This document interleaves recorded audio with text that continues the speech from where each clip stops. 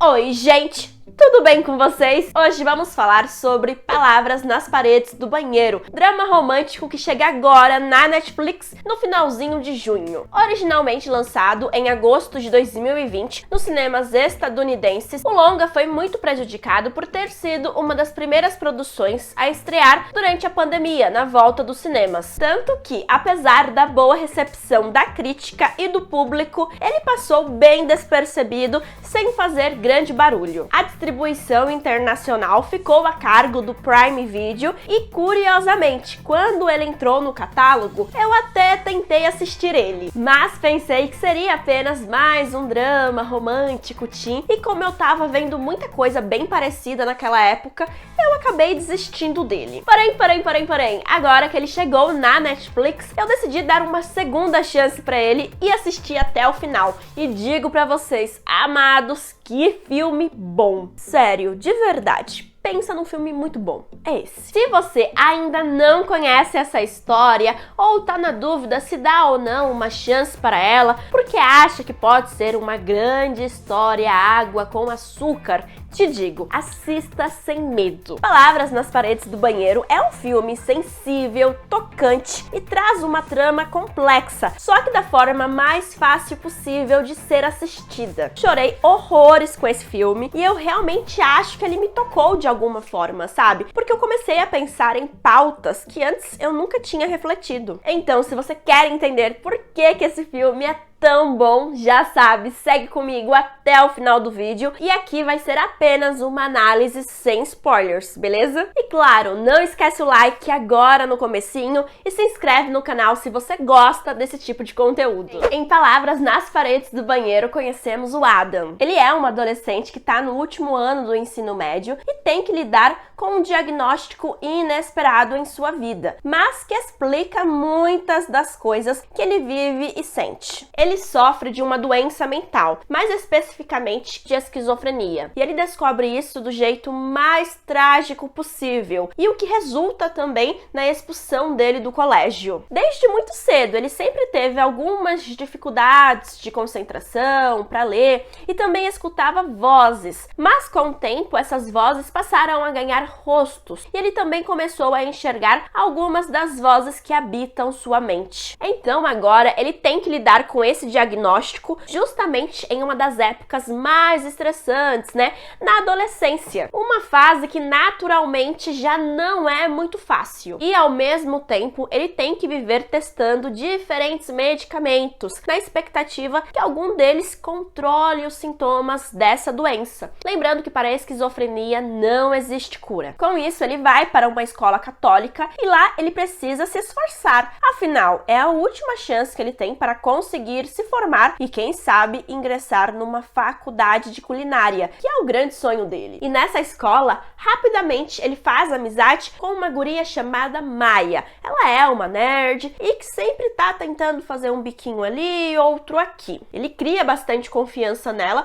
só que ele não consegue revelar o grande segredo dele. Na verdade, ele tenta esconder isso dela o máximo que pode. Olha, Palavras nas Paredes do Banheiro traz uma história intensa, mas que é contada de forma muito leve, sem se tornar excessivamente dramática. É um filme adolescente que traz um tom muito maduro, que normalmente não encontramos nesse tipo de produção. E embora seja de difícil identificação para pessoas que não sofrem ou têm contato com alguém que tenha alguma doença mental, ainda assim, é um filme que facilmente conseguimos compreender os personagens e criamos muita empatia por todos que diretamente ou indiretamente são afetados por conta do diagnóstico do Adam. E justamente porque esse filme traz um ótimo desenvolvimento tanto para o protagonista quanto para demais personagens. Falando especificamente dele e da jornada que ele traz, eu gostei bastante como a trama conseguiu humanizá-lo. E a grande reflexão que fica durante toda a história é que essa doença mental não define quem ele é e quem ele escolhe ser. Mas a trama consegue ir além, ao reforçar que entender esse ponto não invalida o fato de que ela existe e é preciso se abrir para receber ajuda. Seja ajuda especializada, como também derrubar muros que possam impedir alguém que tem uma doença mental de receber ajuda de uma pessoa próxima. É sobre não ter vergonha desse diagnóstico e sobre abraçá-lo para finalmente se compreender e saber conviver da melhor forma possível. A trama traz várias reflexões sobre como é conviver com uma doença mental e todos os estigmas que existem em torno dela. Por exemplo, tem uma parte do filme que é muito tocante, quando ele faz uma comparação da doença dele com câncer, como crianças e adolescentes que têm câncer quase sempre contam com instituições dispostas a realizarem seus sonhos, mas um diagnóstico tão cedo de uma doença mental acaba sendo, para muitos, um veredito de uma triste vida. E o Adam, nessa história, tem medo, tem vergonha e quer a todo custo esconder do mundo que ele é esquizofrênico. E com isso, o tratamento, que já não é muito fácil, acaba sendo muito mais complicado, cansativo, estressante e exaustivo. E não somente para ele,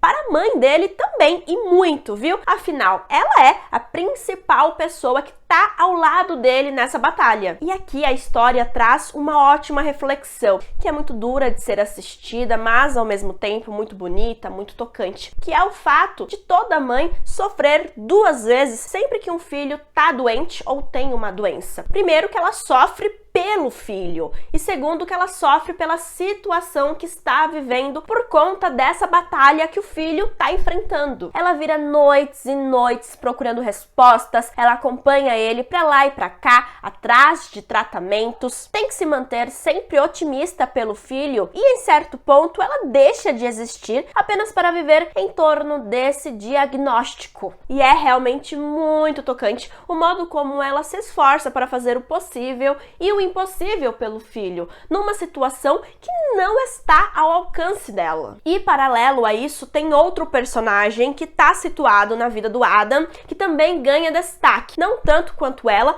mas tem destaque suficiente para mexer com quem assiste. E é justamente o novo parceiro dela.